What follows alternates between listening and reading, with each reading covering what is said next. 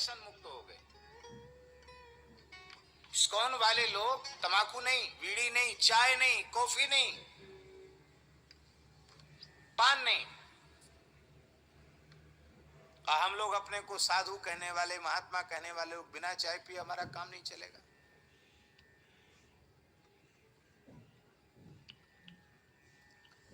मनुष्य के शरीर के 3 उपस्तंभ हैं आयुर्वेद शास्त्र के अनुसार: निद्रा, ब्रह्मचर्य और भोजन। चाय कितनी लाभकारी है हम नहीं कह सकते, पर निद्रा, ब्रह्मचर्य और भोजन तीनों की रुचि को वो समाप्त कर देती है। निद्रा समाप्त हो जाती है, नींद कम आती है। चाय पीने वाले लोग बढ़िया नींद नहीं आती, सुख निद्रा नहीं आती। नींद आ रही हो, कड़क चाय पी लो, नींद खत्म। आंखें कमजोर हो जाती है, भूख अच्छी नहीं लगती, पाचन शक्ति खराब हो जाती है। और तीसरा, चाय पीने वाला उसका ब्रह्मचर्य नष्ट होता है। मूत्र में ही उसके धातु का क्षय होने लग जाता है, उसको पता नहीं चलता। चाय पीने वाले लोग बहुत नुकसान की चीज है। भारत जैसे पवित्र देश के लिए चाय अभिशाप है।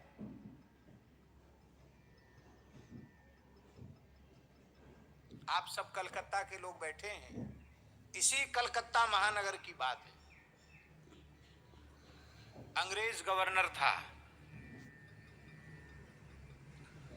उसने, ये ऐतिहासिक सत्य बता रहे हैं आपको, अंग्रेज गवर्नर ने कहा कि क्या बात है कि पूरे हिंदुस्तान पर जैसा हम हुकूमत करना चाहते, पूरे देश पर हुकूमत नहीं हो पा रही। उसमें ये बंगाल में ही वो फैले थे, उधर पूरे देश में नहीं फैले थे। इस बात पर उसने विचार किया। तो वो विचार करते करते इस निष्कर्ष पर पहुंचा कि भारतीय लोगों पर हुकूमत करना बहुत कठिन है। क्यों? क्योंकि उसके कारण ये हैं कि एक तो ये ब्रह्मचारी हैं, सदाचारी हैं।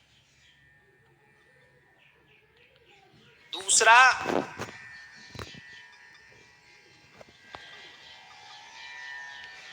ये बहुत शक्ति संपन्न है, एक पत्नी व्रत हैं, सदाचारी हैं, ब्रह्मचारी हैं और बहुत ताकतवर हैं। तो इनका चरित्र नष्ट होगा तो इनके शरीर की शक्ति भी नष्ट हो जाएगी। और इसी कलकत्ता शहर की बात है, गवर्नर अपने तीसरे मंजिल पर छत पर बैठा था और एक बिहारी मजदूर वो 1 क्विंटल चावल अपनी पीठ पर लेकर 3 मंजिल तक चढ़ गया, उसकी श्वास नहीं फूली। तो अंग्रेज अधिकारी गवर्नर ने पूछा, क्या खाता है? उसने कहा, गाय भैंस का दूध पीता हूं, घी खाता हूं, माखन खाता हूं।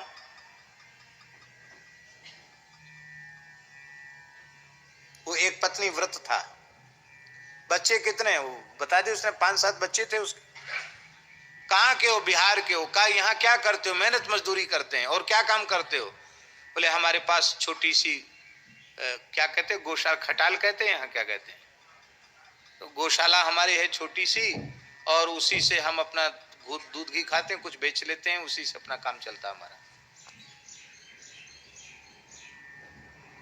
कितना पढ़ा है? बोले, कुछ नहीं पढ़ा लिखा, कुछ नहीं।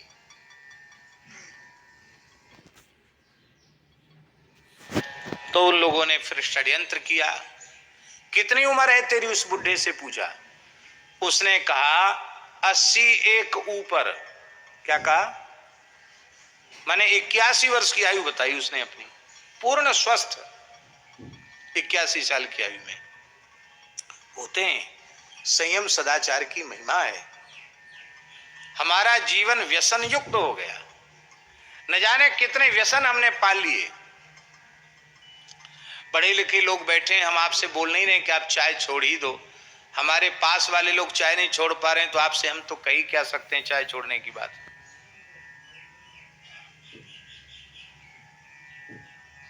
लेकिन एक बात हम आपको निवेदन कर रहे हैं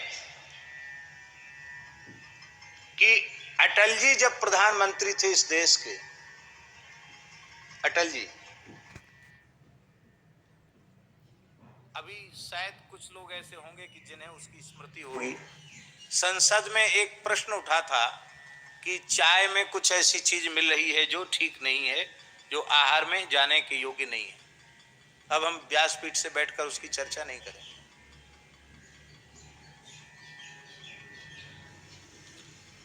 और उस दिन की संसद की बहस में स्वीकार किया गया था कि इसमें क्या चीज मिलती है। और उसके बाद बड़ी संख्या में संतों ने चाय पीना छोड़ा था।